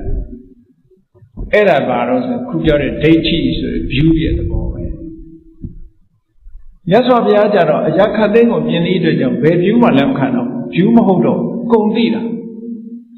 ကုန်သိထားတဲ့ပုဂ္ဂိုလ်ကငါအမြင်သူ့အမြင်လို့ခွဲခြားစရာမရှိတော့ဘူးလေအားလုံးကိုခြုံငုံပြီးတော့မြင်တတ်သွားခြုံငုံကြည့်တဲ့ပုဂ္ဂိုလ်တယောက်ဟာမြင်ပွားတယ်ဘာမှမရှိဘူးဟိုဘက်ကပြောလဲလက်ခံအောင်ခုနကမှရွှေလို့ပြောရင်လည်းဟုတ်တယ်တခြားရွှေလို့ငွေလို့ပြောရင်လည်းလက်ခံနှစ်ခုစလုံးလက်ခံနိုင်တဲ့အနေအထားဖြစ်သွားဘာလို့ဆိုနှစ်ဖက်စလုံးမြင်ထားတာဟုတ်အဲ့တော့တစ်ဖက်မြင်တဲ့လူတွေကညင်းတာပဲအမှန်ဟာအဲ့ဒီ round view ဆိုတာလဲပြဿနာတွေကိုတက်စီတတ်တဲ့အတွက်ကြောင့်ဒါလည်း mental impurity တစ်ခုပဲအဲ့ဒီ mental impurity ကိုလည်းပဲစင်ကြယ်အောင်လုပ်ဖို့လိုတယ်နော်နောက်တစ်ခုကဘာလို့ဆိုမာနဆိုတာကိုယ့်ရဲ့အရေးချင်းကိုစိတ်ထဲမှာအရေးချင်းပေါ်မှာအထင်ရောက်နေတဲ့သဘောအရေးချင်းပေါ်မှာယုံကြည်နေတဲ့သဘောအရေးချင်းဆိုတဲ့နေရာမှာကောင်းတဲ့အရေးချင်းဖြစ်စေညံ့တဲ့အရေးချင်းဖြစ်စေအရေးချင်းကိုယ့်အရေးချင်းပေါ်မှာလူတွေကစိတ်အရောက်များလို့ရှိရင်မာနလို့ခေါ်တယ်ပေါ့ဒါလည်းပဲတရားသူတရားမြတ်ရဖို့ရအတွက်အဲ့ဒီအထင်ရောက်မှုဟာအဟံတာဖြစ်စေနိုင်တယ်ဒါလည်းမှတ်သားစရာတော့ရှင်နုရုဒ္ဓမထေရမြတ်အတွေ့အကြုံတစ်ခုမှတ်ရရှင်နုရုဒ္ဓဟာဒိဗ္ဗစက္ခုနဲ့စัจ java လာ1000ကိုတစ်ထိုင်နဲ့ကြည့်လို့ရတယ်အဲ့ဒါသူ့အရေးချင်းပဲသို့တော့သူအဲ့ဒီအရေးချင်းပေါ်မှာအထင်ရောက်နေပြီကိုဒီအထင်မြင်နဲ့တရားသူတရားမြတ်ရဖို့ငါဘာမှမခက်ဘူးဆိုတဲ့အတွေးဝင်တယ်အဲ့ဒီအတွေးဝင်ပြီးတရားထုတ်တာလုံးဝမရ မရတော့ရှင်သာရိပုတ္တရာကိုသွားလျှောက်တော့ရှင်သာရိပုတ္တရာကထောက်ပြတယ်ငါရှင်တဲ့စัจ java လာ1000ကိုစัจ java လာ1000ကိုဒိဗ္ဗစကုနဲ့ငါမြင်နိုင်တယ်လို့ငါရှင်တွေးနေတဲ့အတွေ့ဟာမာနဖြစ်နေတယ်အဲ့ဒါကိုမတွေးပါနဲ့လို့ဆက်ဒါကိုဖယ်လိုက်ပါဒါဖယ်လိုက်ရင်တရားဥတရားမြတ်ရပါလိမ့်မယ်အဲ့ဒါဖယ်လိုက်မှတရားရနိုင်ဒါမဟုတ်ဘူးလားဆိုဟုတ်တယ်ဒါကမှန်ကန်တဲ့မာနလို့ခေါ်တယ်တကယ်ရှိတာကိုရှိတဲ့အတိုင်းယူဆတာတောင်မှအန္တရာယ်ဖြစ်သေးတယ်ဆိုတော့မရှိတာကိုအရှိထင်ပြီးတော့လုပ်နေတဲ့မာနဆိုပိုးဆိုးတယ်အဲ့ဒါကြတော့အုံနမလို့ခေါ်တယ်ကျူပင်လေးတွေတွေ့ဘူးကြတယ်ကျူပင်လေးတွေကလောလောလောလောနဲ့အပေါ်တက်တယ်အထဲကအခေါင်းကြီးကခိုင်မာတာမရှိဘူးနော်အုံနလလို့စာပေမှာသုံးတယ်အချင်းကြီးတက်နေတယ်မာနဘာမှအရေးချင်းမရှိဘဲနဲ့သူကလည်းထောင်းဖြစ်တတ်တယ်အဲ့ဒီမာနကပိုဆိုးတယ်အဲ့ဒီမာနဟာလည်း mental impurity တစ်ခုပဲစိတ်ရဲ့အညစ်အကြေးတစ်ခုဒါလည်းဖယ်ရှားရမယ်မဖယ်ရှားနိုင်ရင်တရားဓုတရားမြတ်ရဖို့ဖြစ်နိုင်ဘူး stress တွေမလျှော့ချနိုင်ဘူးတဲ့နောက်တစ်ခုကဘာတော့ဆိုရင်ဒေါသဆိုတာတော့အားလုံးသိကြတဲ့အတိုင်းပဲအကျယ်ပြောစရာမလိုနှလုံးသားကိုပူလောင်စေတတ်တဲ့အရာစိတ်ထဲမှာအလိုမကျတာဒေါသနော်အလိုမကျတာကနေတဖြည်းဖြည်းပေါက်ကွဲလာလို့ရှိရင်ပို့ပြီးတော့စိတ်နှလုံးကိုပူလောင်စေတတ်တဲ့အရာတစ်ခုပဲကြောက်တာလဲဒေါသပဲဒါကို hatred and fear ဒေါသကိုဘာသာပြန် hatred မဟုတ်ဘူးကြောက်တယ်မုန်းတယ်အလိုမကျဖြစ်တယ်ဒါတွေဟာအလုံးဒေါသပဲအဲ့ဒီဒေါသဆိုတာနှောင်းမိုးနေလို့ရှိရင်လေအမြင်မှန်ကိုရဖို့ဆိုတာခဲရင်တယ်နောက်တစ်ခုကအိတ်တာဆိုတာဘာပြောတာတော့ဆို jealousy လူတူတယောက်ကြီးပွားတိုးတက်နေတယ်ဆိုလို့ရှိရင်ဝမ်းမတန်နိုင်ဘူး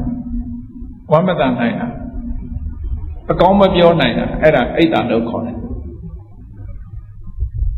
အိတ်တာဒီပွားနေအိတ်တာတွေများတဲ့ပုဂ္ဂိုလ်ကမုဒိတာမပွားနိုင်ဘူးမုဒိတာပွားပြီးတော့သူ့အဖြစ်ရှောင်အောင်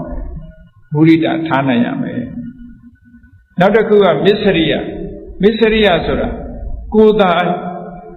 ဆန်းစားခြင်းနဲ့ကိုယ်သာအခွင့်အရေးရခြင်းနဲ့ဆိုတဲ့တကူကောင်းဆန်တဲ့စိတ်မျိုးပါဒါမစ္စရိယလို့ခေါ်တယ်ပေါ့ selfishness ပေါ့ stinginess လို့ဘာသာပြန်တယ်အဲ့ဒီအိတ်တမစ္စရိယနှစ်ခုလုံးဒီဒေါသနဲ့တွဲပြီးတော့ဖြစ်တာလေးကြည့်ပဲနောက်ကဒေါသလိုက်တာမစ္စရိယဆိုတာကိုယ့်အကိုသိမ့်ပိုက်ပြီးတော့သူများနဲ့မဆက်ဆံနေတာပေါ့ကိုယ့်ပစ္စည်းကိုကိုယ်သိမ့်ပြီးတော့အများကိုဆက်ဆံဒီပစ္စည်းနဲ့ပတ်သက်လာလို့ရှိရင်အထိမခံတာမစ္စရိယရဲ့သဘောကြောင်ကလေးတွေအစာကျွေးတဲ့အခါတွေ့ဘူးလိမ့်မယ်ကြားတွေအစာကျွေးတဲ့အခါတွေ့ဘူးလိမ့်မယ်အစာပါးစပ်ထဲရောက်သွားရင်မန်ဖီးနေတယ်ဆိုတာဒါဒီဟာအတွက်တိုက်ဖို့လုပ်နေတာသူကကိုရထားတဲ့အခွင့်အရေးကိုလာမလူနဲ့ဆိုတဲ့ပုံစံမျိုးသူချိန်ချောက်တာနော်အေးစစ်စစ်ပစာဘူးကြောင်တို့ကြားတို့ဆိုတဲ့ကောင်းတယ်အဲ့တော့မစ္စရိယအလွန်အားကြီးတဲ့သဘောပဲနော်ကလေးပေါက်စာလေးတွေမစ္စရိယမုံပေးပြီးပြန်တောင်းရင်မရဘူးပဲကလေးကျုပ်ကလေးတွေဘယ်တော့မှပြန်မပေးဘူးနော်မုံပေးတဲ့အခါကျတော့တွတ်လက်ယူတယ်မင်းငါနည်းနည်းပေးပါဆိုမရတော့ဘူးသိမ့်ပိုက်ထားအဲ့ဒီသဘောလေးတွေကိုပြောတာမစ္စရိယဆိုတာနော်ကုက္ဆာဆိုတာကိုလုံးမိတဲ့အမှားတစ်ခုပေါ်မှာနောက်တာဖြစ်တော့မလုံးမိတဲ့ဟာတစ်ခုပေါ်မှာလည်းနောက်တာဖြစ်တယ်အဲ့ဒီစိတ်ပူပန်းနေတဲ့သဘောတရားတစ်ခုကလည်းစိတ်ရဲ့အညစ်အကြေးတစ်ခုပဲနောက်တစ်ခုကတော့ဌိနမိတ်တာစိတ်ရဲ့ကောင်းတဲ့အလုပ်လုပ်ဖို့ရအတွက်စိတ်ဟာ interesting မဖြစ်တော့စိတ်ဆုံးနေလာ mental tiredness ဖြစ်လာအဲ့ဒါဌိန physical tiredness ဖြစ်လာလို့ရှင်မိတ်တာပထမစိတ်ဓာတ်ကဆွန့်တွန့်ဆုတ်လာတယ်နောက်ထပ်ရုပ်ခန္ဓာကိုယ်ကြီးကပါတွန့်ဆုတ်လာရုပ်ခန္ဓာကိုယ်ကြီးကတင်းဆုတ်လာတော့ဘာဖြစ်လာငိုက်လာတော့ပေါ့စိတ်တွန့်ဆုတ်တာကတစ်ခုရုပ်တွန့်ဆုတ်တာတစ်ခုအဲ့ဒီနှစ်ခုပေါင်းတာကိုဌိနမိတ်တာလို့ခေါ်ဒါလည်းပဲတိုးတက်မှုရဲ့အဟံတာတစ်ခုဖြစ်တယ် mental impurity ပဲစိတ်မှာဖြစ်တာနောက်တစ်ခုကဝိသိကိစ္စတဲ့နောက်ဆုံးပါတရားဓမ္မနဲ့ပတ်သက်လာလို့ရှိရင်တန်တရားဖြစ်နေတာ တန်တရားဖြစ်နေတာဆိုတာမဆုံးဖြတ်နိုင်တဲ့သဘောကိုလန်းလိုက်ရမလားဒီလန်းလိုက်ရမလားလမ်းခွမှာတွေ့ဝေးနေတဲ့သဘောခုနကမောဟဆိုတာကသူကမလုတ်တင်တာနဲ့လုတ်တင်တာအမှန်မသိသည့်အတွက်ကြောင့်မလုတ်တင်တာကိုလုတ်တင်တာလို့ထင်သွားပြီးလုတ်တင်တာကိုမလုတ်တင်ဘူးလို့ထင်သွားတယ်သူကသိဝိသိကိစ္စကြတာအဲ့လိုမဟုတ်တွေ့ဝေးနေတယ်တွေ့ဝေးနေသည့်အတွက်ကြောင့်လုပ်ငန်းအောင်မြင်မှုမဖြစ်နိုင်ဘူးဒါလည်းပဲ mental impurity တစ်ခုပဲတဲ့အဲ့ဒီ mental impurity စိတ်ရဲ့အညစ်အကြေးတွေကိုအခုလိုသိအောင်လေ့လာပြီးတော့တို့ရဲ့တဏ္ဍာမှာဟောဒီအညစ်အကြေးတွေရှိနေတယ်ဗျစိတ်ရဲ့ဖြည့်ဆည်းမှုဓာတ်တွေကိုမလျှော့ချနိုင်ဘူးဒါတွေကိုတတ်နိုင်တယ်ဗျ reduce လုပ်မှတို့ရဲ့စိတ်ဖြည့်ဆည်းမှုဓာတ်တွေကိုလျှော့ချနိုင်အဲ့ဒီနည်းတွေကိုမြတ်စွာဘုရားကဟောထားတယ်အဲ့ဒီနည်းတွေရဖို့ရအတွက်မလုပ်ရမလဲကဲလှုပ်တဲ့နာမလုပ်ရမလဲလို့ဆိုစင်ကြယ်မှုအဆင့်ဆင့်ကြိုးစားအထောက်အောင်တန့်စင်ရေးလုပ်ရမယ်mental impurity တွေတန့်စင်ရေးကတစ်ခါတည်းနဲ့လုပ်လို့မရဘူးအမတန်မှဆိုပါစို့ညစ်ပေပြီးတော့ဆွဲနေတဲ့အညစ်အကြေးတစ်ခုဟာတစ်ခါတည်းနဲ့ရှောင်လို့မရဘူးခါတည်းနဲ့ရှောင်လို့အချိန်ချင်းရှောင်ရအဲ့ဒါမျိုးလိုပဲသူကလက်နီးစုပ်တယ်ပို့ပြီးတော့ညစ်ပေတယ်ညစ်ပေဘူးဘဝတန်တရားကညစ်ပေပြီးတော့လူရဲ့စိတ်ကဘဝတန်တရားကစပြီးတော့ညစ်လာအမတန်ဆွဲတဲ့ဆေးဆိုးထားတဲ့ဟာတစ်ခုဖယ်ရှားပြဖို့ဆိုအလွန်ခဲနေပေါ့စိတ်ထဲမှာဆွဲပြီးတော့အယောင်ဆိုးထားတာတွေကိုဖယ်ရှားပြဖို့အလွန်ခဲတယ်အဲ့ဒီအယောင်ဆိုးထားတာတွေအကုန်လုံးပျောက်သွားအောင်နံပါတ်1ဘာလုပ်ရမလဲဆိုတော့ရသော်ဘုရားကစင်ကြယ်မှု9မျိုးကိုဟောထားတာရှိတယ်တဲ့နော်အဲ့ဒါကသူကလိုက်နာပြီးတော့တစ်ဆင့်ပြီးတစ်ဆင့်လောက်သွားဖို့လိုတယ်ပေါ့စင်ကြယ်မှု9မျိုးဆိုတာနံပါတ်1စလုပ်ရမှာဘာလို့ဆိုရင်သီလဝိသုဒ္ဓိကိုချင်းတရားကိုအရင်စင်ကြယ်အောင်လုပ်ပါဒါနံပါတ်1နော်ကိုချင်းသီလကိုစင်ဒါပြင်ကိုချင်းသီလဆိုတာလူတွေမှာပါတော့ဆိုရင်ကိုယ့်ကိုစဉ်းစားကြည့်ပါဏာတိပါဒလုံးဝရှောင်သလားအဒိဏဒါနကာမေတုမိစ္ဆာစာရမုတ္တဝါဒသူရမေရိယဆိုတဲ့ဒီကိုချင်းတရားနဲ့ပတ်သက်လာရင်လုံးဝဖြူစင်မှုရှိရလုံးဝဖြူစင်တဲ့ဆိုတာပါဏာတိပါဒနဲ့ပတ်သက်လာလို့ရှိရင်တော့ဝစိတ်ကလေးတွေကစပြီးတော့တတ်ချင်တဲ့စိတ်ရှိနေသေးသလားအချင်းလေးတွေလာရင်ဖတ်ခနဲ့ပုတ်သေးသလားပါဏာတိပါဒနဲ့ပတ်သက်ရင်ရှောင်ကျင်တဲ့အခါမှာဘယ်လောက်ထိအတိုင်းအတာအထိရှောင်ကျင်တယ်လဲဆိုလို့ရှိရင်မြတ်စွာဘုရားဟောထားတဲ့တရားထဲမှာအတော်ကိုအတိတ်ပဲရှိတာနော်တချို့ကပါဏာတိပါဒဝေရမဏိသိက္ခာပဒမတွေ့သေးရင်ရှောင်နေတယ်တွေ့ရင်တော့မခံနိုင်ဘူး။တော့ချင်းမကြိုက်သေးရင်ချင်းမတတ်သေးဘူးတွေ့ရင်တော့အဲ့ဒါပတ်ခနဲ့ပုံမိလိုက်တယ်ပေါ့။ဆိုတော့အဲ့ဒါရှောင်နေမခေါ်သေးဘူးတော့ပါဏာတိပါဒကရှောင်မီလို့ဆိုတဲ့အချိန်ဘယ်လောက်ထိရှောင်တယ်လဲလို့ဆိုရင်သူများအသက်ဆိုရင်ကောင်းသေးလေးလေးကစားပြီးမတတ်ဘူးရှောင်တယ်ရှောင်တဲ့နောက်မှာဘာလို့လို့ဆိုရင်ဒီကောင်လေးတွေကိုသေစေနိုင်တဲ့လက်နဲ့တို့ဘာတို့ကစပြီးတော့မထားဘူးကိုအဲ့ဒါတွေကစပြီးမထားဘူးမထားယုံနဲ့မဟုတ်ဘူးဒီအလုပ်လုပ်ရမှရှက်တယ်ယွံမုန်းတယ်အာလုံးတ attva တွေပေါ်မှာမေတ္တာထားတယ်တနာကျင်နာမှုတွေမွေးတယ်အဲ့ဒီကြမှာပြည့်စုံအဲ့ကြမှာပြည့်စုံအဲ့ဒါလို့မဟုတ်သေးပဲနဲ့ကိုကိုကာကွယ်ဖို့ဆိုတာရည်ရွယ်ချက်ကလေးနဲ့ထားနေတယ်ပါဏာတိပါဒမလုံသေးဘူးလို့ပြောနော်တချို့လူတွေကသူများတော့မတတ်ဘူးဒါပေမဲ့ကိုလာလို့ရင်တော့ကာကွယ်ရမယ်ဆိုပြီးတော့လက်နဲ့တို့ဘာလို့လိုင်းစင်နဲ့ကိုင်းတာရှိသေးတယ်လေအဲ့ဒီအတွေးကိုမရှိတော့ဘူးအဲ့ဒီအတွေးကိုမရှိသူများတက်တတ်ဖို့ဆိုတာလုံးဝမရှိတော့နောက်ဆုံးမှာကိုယ့်သက်ပဲအသိခံခြင်းခံမယ်သူများသက်မတတ်ဘူးဆိုတာသောတာပန်ရဲ့အတွေးအဲ့ဒါသောတာပန်ဖြစ်သွားပြီဆိုလို့ရှိရင်သူများသက်တတ်ခိုင်းလည်းမတတ်ဘူးသူကအတွေးကမတူတော့ဘူးပြောင်းသွားတယ်တချို့လူတွေကတော့ကိုယ့်ကိုယ်ကာကွယ်မဲ့ဆွဲပုံစံရှိတယ်သောတာပန်မှာတော့အဲ့ဒီမကာကွယ်တော့အသက်ကိုမကာကွယ်ဘူးသီလကိုကာကွယ်တယ်သောတာပန်တာမန်ပုဂ္ဂိုလ်ကျတော့သီလကိုလဲကျစ်လိုက်တယ်နောက်မှနောင်စေးပဲနော် ဥပ္ပဆောင်ရင်ကနေထမင်းစားရင်ဘိုင်းနာလို့အစာရောဂါဖြစ်မှကြောက်လို့ဆိုတခုစားလိုက်တာသီလနဲ့အမုန်းနဲ့လဲလိုက်တာပဲအဲ့ဒါသီလကိုဥစားမပေးဘူးခန္ဓာကိုယ်ကြီးကိုဥစားပေးတယ်ပေါ့ဟုတ်တယ်မလားသီလကိုဥစားပေးရမယ့်အစာခန္ဓာကိုယ်ကိုဥစားပေးလိုက်တယ်ပေါ့ဒါဥစားပေးတာချင်းမတူဘူးဖြစ်အဲ့ဒါလိုပဲကိုယ့်အသက်နဲ့သီလဘယ်သူဥစားပေးမလို့ဆိုရင်အသက်ကိုဥစားပေးလိုက်တယ်သီလကိုဥစားမပေးဘူးသီလနောက်မှဆောက်တည်မယ်နော်အရင်တတ်လိုက်အောင်ပဲဆို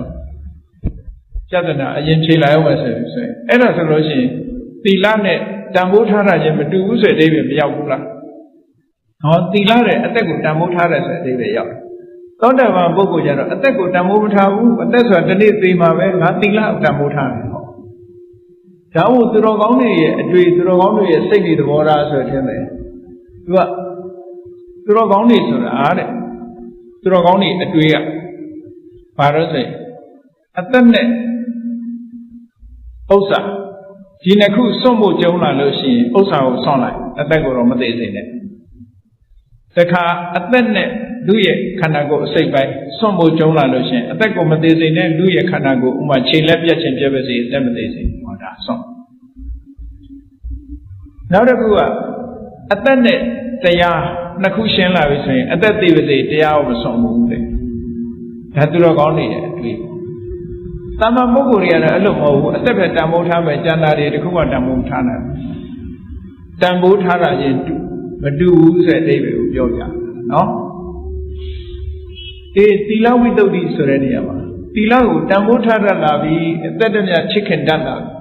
လောကမှာရှိတဲ့တန်ဖိုးတွေအလုံးမှာသီလကိုထိတ်တန်းထားပြီးဆိုရင်ဒါသောတာပန်ရဲ့အတွေးဖြစ်လာအဲ့ဒီအစဉ်မျိုးထိရောက်လာပြီဆိုရင်ဒါသီလဝိတ္တုမှာအထွတ်ထိပ်ရောက်လာပြီပေါ့ဒီစင်ကြယ်မှုကြောင့်အကုသိုလ်မဖြစ်တော့ဘူး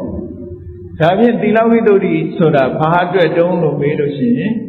သီလစင်ကြယ်သည့်အတွက်ကြောင့်သမာဓိရဖို့မခက်တော့ဘူးအဲ့ပေါ့ဘာဖြစ်လို့သမာဓိရဖို့မခက်တယ်လဲလို့ဆိုလို့ရှိရင်ကိုချင်းတရားကောင်းနေတဲ့ပုဂ္ဂိုလ်တယောက်ရဲ့စိတ်နှလုံးဟာအမြဲတမ်းအေးချမ်းပူပန်စရာသူ့လက်ကြည့်ဘယ်တော့မှမရှိကိုချင်းတရားမကောင်းဘူးစိတ်တစိတ်မဟုတ်တာလုပ်တယ်တို့ဘာလို့ရှိနေလို့ရှိရင်သူများမသိရင်ပဲကိုယ့်ကိုယ်သိတယ်လောကလူတွေကသူများမသိအောင်ဖုံးကွယ်လို့ရတယ်ကိုမသိအောင်ဖုံးကွယ်လို့မရဘူးနော်ကိုမသိအောင်ဖုံးကွယ်လို့မရသူများတော့မသိအောင်လုပ်လို့ရတာပဲကိုမသိအောင်လုပ်လို့မရတဲ့အတွက်ကြောင့်ကိုသိနေသည့်အတွက်ကြောင့်တရားဓမ္မကျင့်ပြီဆိုတဲ့အခါကိုမကောင်းတာကိုသိသည့်အတွက်ကြောင့်စိတ်ရဲ့ပူဆာမှုတွေကအဲ့ချိန်မှာပေါ်လာဘာနဲ့တူလို့ဆိုရင်အရိပ်ကြီးတွေထိုးလာသလိုပဲနော်အရိပ်မဲကြီးတွေအတိတ်ကမဟုတ်တဲ့ပုံရိပ်တွေကိုစိတ်ထဲနှလုံးထဲမှာဝင်ရောက်ပြီးတော့နှောက်ယှက်တယ်တရားထုတ်ပြီဆိုရင်အဲ့ဒါတွေကဝင်ထိုးလာသီလစင်ကြယ်ပြီဆိုရင်အဲ့ဒါမျိုးတွေမလာတော့ဒါကြောင့်မို့လို့သီလံအဝိပတိတာရယကိုချင်းတရားသည်စိတ်နှလုံးကြည်သာဖို့အတွက်ဖြစ်တယ်စိတ်နှလုံးကြည်နူးနေလို့ရှိရင်ဘာဖြစ်လဲပါမောဇဝမ်းမြောက်မှုဖြစ်တယ်ဝမ်းမြောက်မှုဖြစ်ရင်ဘာဖြစ်လဲပီတိနှစ်သိမ့်မှုဖြစ်တယ်ပီတိဖြစ်ရင်ဘာဖြစ်လဲပတ္တတိကိုယ်ရောစိတ်ပါငြိမ်းချမ်းတယ်ငြိမ်းချမ်းရင်ဘာဖြစ်လဲဒုက္ခ comfortable ဖြစ်တယ်ချမ်းသာတယ်ချမ်းသာရင်ဘာဖြစ်လဲသမာဓိစိတ်တည်ငြိမ်တယ်စိတ်တည်ငြိမ်ရင်ဘာရတော့ယထာဘူတဉာဏတဒနာစိတ်ငြိမ်သည့်အတွက်ကြောင့်ဘယ်အာယုပဲဥလဲလိုက်အမှန်ကိုသိသွားတယ်ဒါကရှောင်လွဲလို့မရတဲ့ဖြစ်စဉ်ကြီးတစ်ခုပဲအဲ့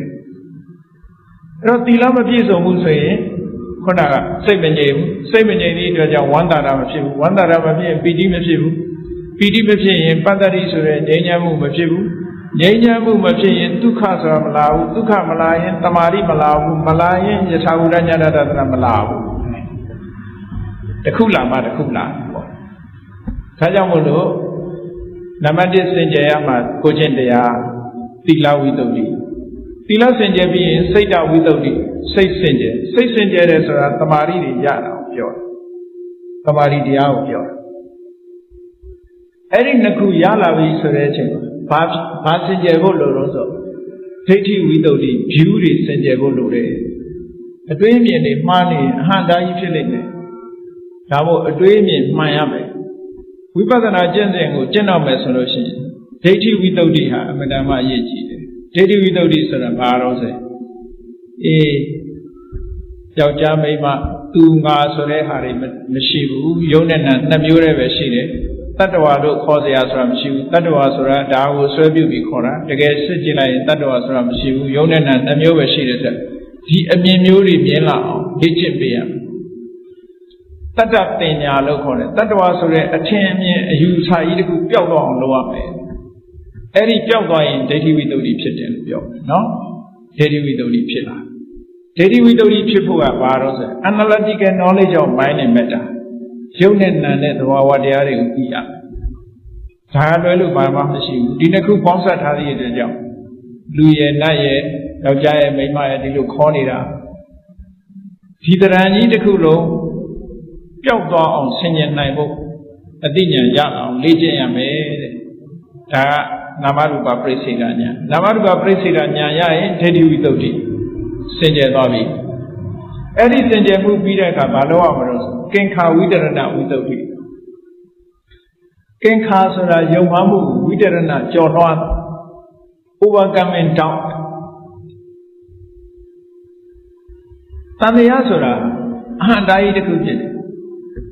အကြောင်းတရားအမှန်ကိုမသိရင်တန်တရားရှိနေဦးမှာပဲအဲ့ဒီတန်တရားဆိုတဲ့ဒီယုံမှတွေးတောနေတဲ့အရာတစ်ခုอ่ะကိုယ်တိုင်မြင်ရလို့ရှိရင်ကြောက်သွားဥပမာဆိုတော့ညအခါမှာကြောက်တတ်တဲ့လူတယောက်ဟာခြုံပုတ်ကြီးမြင်တာနဲ့ပဲတရေကြီးထိုင်နေသလားလို့စိတ်ကထင်သွားပြီးတော့ဓမ္မီနဲ့ထိုးကြည့်ခြုံပုတ်ကြီးမှန်းသိရင်မကြောက်တော့နော်တန်တရားဆိုတာအမှန်တရားဆိုတာခုနအမှန်သိသွားပြီဆိုတာနဲ့တပြိုင်နက်တန်တရားမရှိသည့်အတွက်ကြောင့်ရှင်းသွားတယ်အဲ့ဒီသဘောမျိုးပဲယုံနာတဘာဝတရားတွေကဘာကြောင့်ဖြစ်နေတယ်ဆိုတဲ့အကြောင်းတွေအကျိုးတွေအကြောင်းတရားတွေကိုမှန်မှန်မြင်လိုက်ပြီဆိုလို့ရှိရင်တန်တရားဆိုတာမရှိတော့အဲ့ဒီတန်တရားကင်းစင်သွားတယ်ဒါလည်းပဲအဆင့်ဆင့်သောတာပန်အဆင့်ကင်းစင်တာနဲ့အခုတရားထုတ်မဲ့ယောဂီပုဂ္ဂိုလ်တဏ္ဍာမှာကင်းစင်တာနဲ့မတူသေးဘူးဒီဂရီလည်းပဲကွာသေးတယ်ပေါ့အခြေခံအပြင်ကင်းစင်အောင်ကြိုးစားရမယ်ဒီယုတ်တိနာနေဟာဘာကြောင့်ဖြစ်နေတယ်လဲဆိုတာအခုလက်တွေ့အနေနဲ့ဥပမာပဲမျက်စိနဲ့အခုအကြမ်းမြင်လေးစဉ်းစားကြည့်ဖို့ပြောရမယ်ဆိုရင်မျက်စိရှိတယ်မြင်စရာအာယုံရှိတယ်မျက်စိနဲ့မြင်စရာအာယုံဆုံလိုက်တဲ့အခါမှာမြင်သိတယ်ဆိုတဲ့စိတ်ကလေးပေါ်လာဒါပေမဲ့မြင်သိတယ်ဆိုတဲ့စိတ်ကလေးရဲ့အကြောင်းတရားကဘာလို့ဆိုမျက်စိနဲ့အာယုံဆုံစည်းမှုပါဒါအကြောင်းတရားပဲအဲ့ဒါဒီတရားအကြောင်းတရားရဲ့နောက်ွယ်ဘယ်သူရှိသေးတယ်ဘယ်သူမှမရှိဒါအကြောင်းပဲဆိုတော့ဘောပေါက်သွား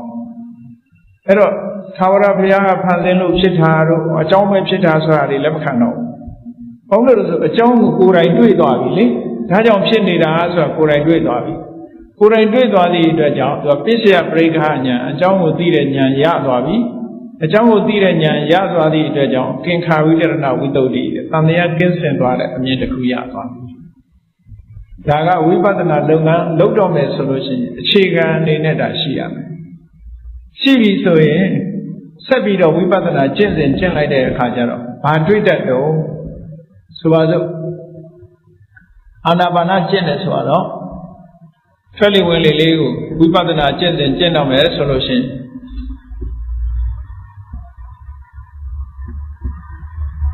ရှုလိုက်တဲ့အခါမှာပေါ်လာတဲ့လေကလေးရဲ့ထိုလေလေးထိသွားတဲ့နေရာရဲ့ထိမှန်းသိလိုက်တာရဲ့၃ခုရှိတယ်အဲ့ဒါလေးကိုသတိထားဖို့ပေါ့အဲ့တော့လေလေးကတစ်ခုထိတဲ့နေရာလေးကတစ်ခုထိမှန်းသိလိုက်တာလေးကတစ်ခုလေလေးကအာယုံနဲ့တူတယ်ဥပမာပဲစီတီးလိုက်တဲ့အခါစီကိုဒုံနဲ့တီးတယ်ဆိုရင်လေလေးကဒုံနဲ့တူတယ်ပေါ့ထိတဲ့နေရာလေးကစီမျက်နှာမြင်နဲ့တူတယ်အတန်ပေါ်လာတာနဲ့ထိတိစိတ်လေးနဲ့တူတယ်ပေါ့ဆိုလိုတာကအဲ့ဒီနှစ်ခုပေါင်းစပ်လိုက်လို့ဒီထိတိစိတ်လေးပေါ်လာတာ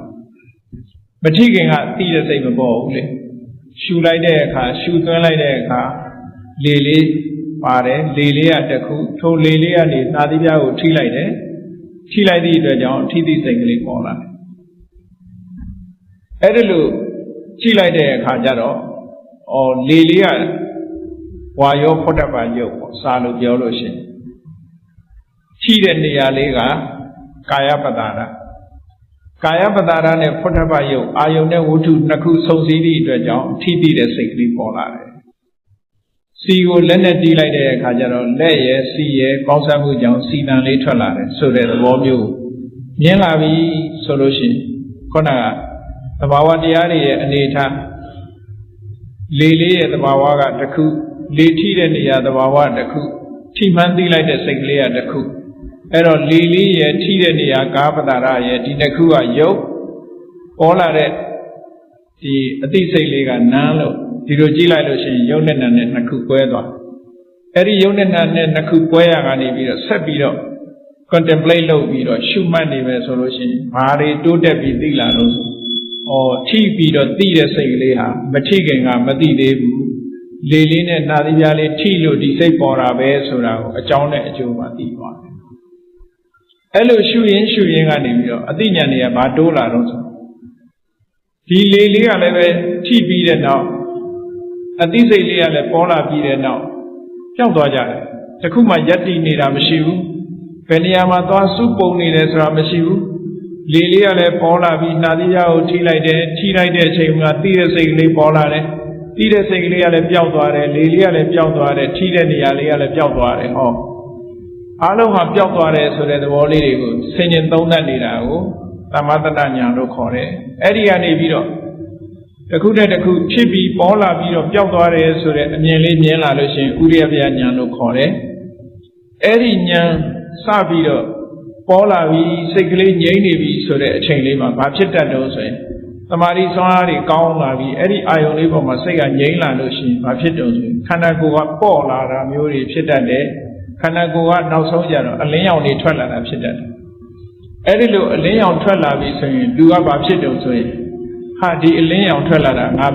နိဗ္ဗာန်ရပြီမဲ့ဖို့ရပြီသောတာပန်ဖြစ်ပြီတဂရဂံဖြစ်ပြီလို့ဒီအလင်းရောင်ပေါ်မှာသွားပြီးတော့စိတ်ဝင်စားသွားတတ်တယ်အဲ့ဒီဝင်စားသွားတာဟာဝိပဿနာလမ်းကြောင်းလွဲသွားတယ်လို့ခေါ်တယ်အဲ့ဒီလမ်းကြောင်းကနေပြီးတော့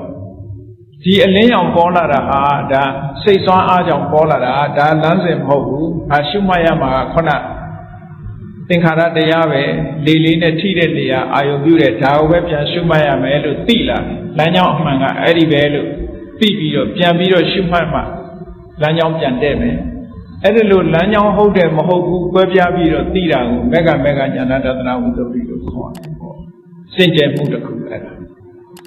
ဒါကိုမကြော်လွှားနိုင်လို့ရှိရင်ဒီအလင်းရောင်လေးနဲ့ပဲကျင့်တတ်ပြီးတော့ရှေ့မတက်တော့ဘူးသွားတယ်အဲ့ဒါကြောင့်မို့လို့ဒါကဝိပဿနာသွားရမယ့်လမ်းဟုတ်တယ်ဒါကမဟုတ်ဘူးလို့ခွဲခြားပြီးတော့သိမြင်ပြီးစင်ကြယ်မှုဖြစ်အောင်ကြိုးစားရမယ်တဲ့အဲ့ဒီတစ်ခုကနောက်အဲ့ဒါကိုကြော်လွှားသွားတဲ့အခါကျတော့ဝိပဿနာဉာဏ်အစဉ်စဉ်တက်တဲ့အခါဘာတွေဖြစ်လာတော့ဆိုဝိပဿနာလမ်းကြောင်းပေါ်ကိုရောက်သွားပြီးတော့စင်ကြယ်မှုကြတော့ပฏิပဒါဉာဏတဒနာဝိသုဒ္ဓိလို့ခေါ်တယ်အဲ့ဒီဝိပဿနာလမ်းကြောင်းပေါ်ရောက်သွားတဲ့အခါသူ့ရဲ့စိတ်မှာအမြင်ကလေးတွေကတစ်ခုပြီးတစ်ခုခြားနားလာတယ်ဖြစ်တာပြက်တာတွေကိုမြင်ရကနေပြီးအပြက်တွေကြီးပဲပိုးမြင်လာတယ်အပြက်တွေပိုးမြင်ရကနေပြီးတော့ကြောက်စရာလို့မြင်လာတယ်ကြောက်စရာလို့ပိုးမြင်လာရနေပြီးတော့အပြက်တွေမြင်လာတယ်အပြက်တွေမြင်လာပြီးတဲ့နောက်မှာလွတ်ချင်လာတယ်လွတ်ချင်လာသည့်အတွက်ကြောင့်လွတ်ရလန်းစာရှာတယ်လွတ်ရလန်းစာရှာပြီးနောက်ဆုံးသင်္ခါရသဘောတရားတွေဟာဒီတိုင်းပဲလို့သင်္ခါရတရားတွေပေါ်မှာ excitement မဖြစ်ဘဲနဲ့စိတ်ကလေးကငြိမ်သွားတယ်ဆိုတဲ့အဆင့်လေးကိုအဆင့်တင်သွားတာဟာစာလို့ပြောရင်တော့သင်္ခါရုပ္ပခဉာဏ်အဆင့်ရောက်သွားတယ်အဲ့ဒီရောက်သွားပြီဆိုလို့ရှိရင်ပฏิပဒါဉာဏတဒနာဝိသုဒ္ဓိလို့ခေါ်တယ်အကျင့်နဲ့ပတ်သက်ပြီးတော့လမ်းကြောင်းပေါ်မှာမှန်ပြီးတော့စင်ကြယ်နေပြီလို့ပြောတယ်အဲ့ဒီကနေပြီးတော့မှသင်္ခါရုပ္ပခဉာဏ်ရင့်တန်လာတဲ့အခါကျလို့ရှိရင်သင်္ခါရအာယုန်တွေရှုမှတ်လာရနေဖြစ်ပြီးပြတ်နေတဲ့သင်္ခါရသဘောတရားတွေတွေးရနေနောက်ဆုံးမှဖြစ်ပြမှုတွေဆုံးသွားတယ်သင်္ခါရအာယုန်တွေဆုံးပြီးတော့သင်္ခါရမရှိတဲ့နိဗ္ဗာန်အာယုန်ကိုရောက်သွားပြီဆိုရင်ဉာဏတဒနာဝိသုဒ္ဓိလို့ခေါ်တယ်အဲ့ဒီအဆင့်ရောက်ပြီဆိုတဲ့အခါကျတော့ခုနပြောတဲ့စိတ်ဖိစီးမှုတွေသက်သာလာနော်သောတာပန်ဖြစ်သွားပြီစင်ကြယ်မှုတတ်သရုပ်ပင်စမသတ္ထတတ္တမစင်ကြယ်မှုကိုရပြီလို့ဆိုလိုက်တာနဲ့သောတာပန်အဆင့်ရောက်သွားရင်ခုနကမှားယွင်းတဲ့အယူအဆနဲ့တန်တရားဆိုတာမရှိတော့ဘူးအမြင်မှန်သွားပြီတန်တရားကင်းသွားပြီအဲ့ဒီကနေတစ်ဆင့်တက်လိုက်တဲ့အခါကျတော့လောဘဒေါသတွေနည်းပါးသွားပြီနောက်တစ်ဆင့်တက်လိုက်တဲ့အခါကျတော့ကာမဂုဏ်အာယုန်နဲ့ပတ်သက်တဲ့တဏှာရာဂတွေဒေါသတွေလုံးဝပျောက်သွားတယ်အဲ့ဒီကနေတစ်ဆင့်တက်လိုက်တဲ့အခါကျတော့ mineral impurity ဆိုတာတွေမှန်သမျှအားလုံးဖယ်ရှားပြလိုက်ပြီးလုံးဝစင်ကြယ်တဲ့အဆင့်ကိုရောက်သွားတယ်ဒါကိုဘုရားရဲ့တရားတော်မှာယဟန္တာလို့ပြောတာနော်အဲ့ဒီစင်ကြယ်မှုတွေကိုအစဉ်စဉ်လေ့ကျင့်သွားခြင်းဖြင့်ဒီစိတ်ဖြစ်စီမှုကိုလျှော့ချနိုင်တယ်ဆိုတဲ့ဘုရားမြတ်စွာရဲ့တရားတကယ်တော့လည်းဝိပဿနာကျင့်စဉ်မှာပဲနော်ဝိပဿနာကျင့်စဉ်တိုင်းကျင့်မယ်ဆိုလို့ရှိရင်စင်ကြယ်မှုအစဉ်စဉ်ဖြင့်ဒီစိတ်ဖြစ်စီမှုကိုလျှော့ချတဲ့ဤစနစ်ဟာဘုရားရဲ့တရားတော်မှာရှိသည့်အတွက်ကြောင့်တို့တွေဒီလမ်းကြောင်းကြီးကိုသိထားတဲ့အခါမှာဒီလမ်းကြောင်းကြီးကိုလှုပ်ဖို့မမေ့ကြဘူးနဲ့တတိထားပြီးတော့ဒီစီးပွားရေးလုပ်နေဒီဟာတွေတို့မလုပ်နိုင်ဘူးလို့ဒီလိုမအောင်မေးနဲ့ဘုရားမြတ်စွာလက်ထက်တော်ခါကာလတုန်းကတရားနာရင်အိမ်မှာနေထိုင်ရင်းကနေပြီးတော့သောတာပန်ဖြစ်တဲ့ပုဂ္ဂိုလ်တွေသဂရဂံဖြစ်တဲ့ပုဂ္ဂိုလ်တွေအနာဂံဖြစ်တဲ့ပုဂ္ဂိုလ်တွေအများကြီးရှိတယ်ပေါ့နော်အဲ့ဒါတွေကိုအားကြပြီးတော့တို့တွေလည်းတရားထုတရားမြတ်တွေကိုလေ့ကျင့်မယ်ဆိုရင်လေ့ကျင့်တော့တို့အတိုင်းအတာနဲ့ရပါပဲလို့စိတ်ထဲမှာယုံကြည်စိတ်နဲ့စိတ်ဝင်စားမှုဒီနှစ်ခုပေါင်းစပ်ပြီးတော့ကိုယ့်ရဲ့စင်ကြယ်မှုတွေကိုလေ့ကျင့်ရယူခြင်းဖြင့်စိတ်ရဲ့ဖြည့်ဆည်းမှုတန်တွေကနေအားလုံးလွတ်မြောက်ပြီးနိဗ္ဗာန်ချမ်းသာကိုကိုယ်စီကိုယ်ကမျက်မှောက်ပြုနိုင်ကြပါစေ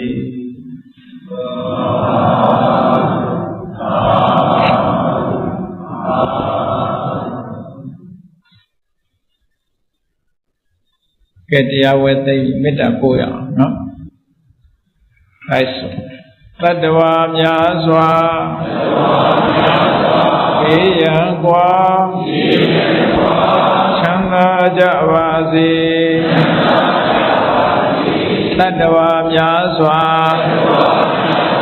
ဘေးရန်ကွာချမ်းသာကြပါစေ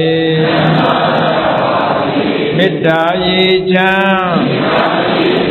သွန်ကားဖြံငြိမ်းချမ်းကြပါစေမေတ္တာရေချမ်းသွန်ကားဖြံငြိမ်းချမ်းကြပါစေသက်ရှိချမ်းသာစိတ်ချမ်းသာဘုရားဆန္ဒပြည့်ပါစေသက်ရှိချမ်းသာစိတ်ချမ်းသာဘုရားဆန္ဒပြည့်ပါစေကမ္မောတရံပိဝိတဝါဒဝိတာတဗ္ဗေသမုဟတာအသရမရာတိတိဘာဝနိဗ္ဗာနံယန္တုတာရောဓမ္မောတရံလောဘဒေါသမောဟစိတ်တောက်ကင်းပြောက်ကြည်တရားစေကိုပိဝိတဝဝန္တာရှင်ပြတောက်ကြရနာကြရကုန်သောကြောင့်ဝိသတဗေပူဇာညင်နောက်ကိလေသာအစေတောက်ဟုသမျှတို့သည်သမုဂတပိဉ္ကြပဲတွင်ရေမတင်တဲ့ကဲ့သို့ကင်းစင်လွင်ပြောက်ပေမရောက်အောင်ပယ်ဖြောင်းအပ်ကုန်သည်ဟောတုစင်စစ်မသွေဖြစ်ကြပါစေကုန်သတည်းအသရမရံအိုခြင်းလဲကွာနာခြင်းလဲကင်းသေးခြင်းလဲရှင်းထသောတိတိဘဝကိလေသာကိုပုခတ်သိကင်းငြိမ်းရာစေဖြစ်ပေထသောနိဗ္ဗာန်နိဗ္ဗာန်ဟုခေါ်အေးမြူတော်သို့သာရောတရားချစ်ခင်စိတ်ကောင်းဝိညာသူတော်စင်များတို့သည်ယန္တုပါရမီအစဉ်စဉ်မြင့်နေမြင်၍